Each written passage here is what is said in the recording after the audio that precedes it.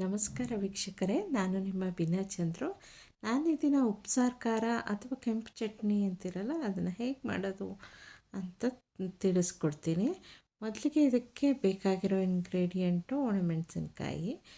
ಈ ಒಣಮೆಣಸಿನ್ಕಾಯಿನ ಒಂದು 25 ಒಣಮೆಣಸಿನ್ಕಾಯಿ ತೊಗೊಂಡಿದ್ದೀನಿ. ಇದನ್ನು ಚೆನ್ನಾಗಿ ಡ್ರೈ ಫ್ರೈ ಮಾಡ್ಕೊತಾ ಇದ್ದೀನಿ. ವಿತೌಟ್ ಆಯಿಲು ಇದನ್ನು ಬಾಣಲೆಲಿ ಚೆನ್ನಾಗಿ ಹುರ್ಕೊತಾ ಇದ್ದೀನಿ.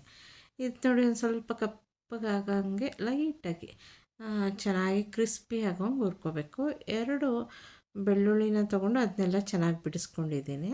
ಸ್ವಲ್ಪ ಜೀರಿಗೆ, ಒಂದು ಅರ್ಧ ಸ್ಪೂನು, ಸ್ವಲ್ಪ ಮೆಣಸು, ಒಂದು ಸ್ವಲ್ಪ ಹುಣಸೆಹಣ್ಣು, ಇದಿಷ್ಟನ್ನು ಇಟ್ಕೊಂಡಿದ್ದೀನಿ. ಇದನ್ನೆಲ್ಲ ಫ್ರೈ ಮಾಡ್ಕೊಳ್ಳೋ ಅಗತ್ಯ ಇಲ್ಲ, ಜೀರಿಗೆ ಮೆಣಸನ್ನೆಲ್ಲ.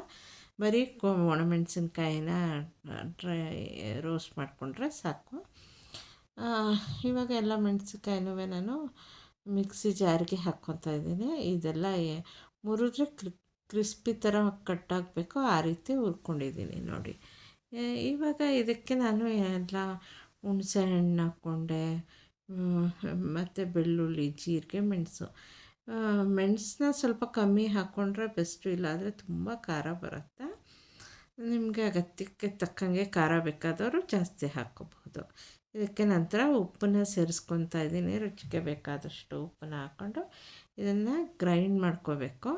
ಇದಕ್ಕೆ ನಾವು ನಮ್ಮ ಫ್ರಿಜ್ಜಲ್ಲಿ ಸುಮಾರು 1 ತಿಂಗಳವರೆಗೂ ಇಟ್ಕೋಬೋದು. ಸ್ವಲ್ಪ ನೀರು ಹಾಕಿ ನಾವು ಇದನ್ನು ಚೆನ್ನಾಗಿ ರುಬ್ಕೋಬೇಕು.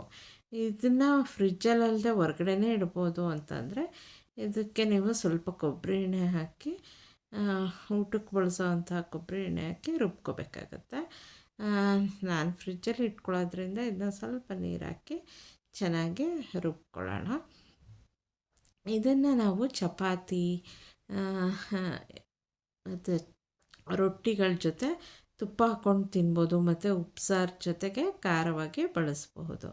ವೀಕ್ಷಕರೇ, ಇದು ನಿಮ್ಗೆ ಇಷ್ಟ ಆದರೆ ನಿಮ್ಮ ಮನೆಯಲ್ಲೂ ಟ್ರೈ ಮಾಡಿ ಕಮೆಂಟ್ ಮಾಡಿ ತಿಳಿಸಿ. Thank you.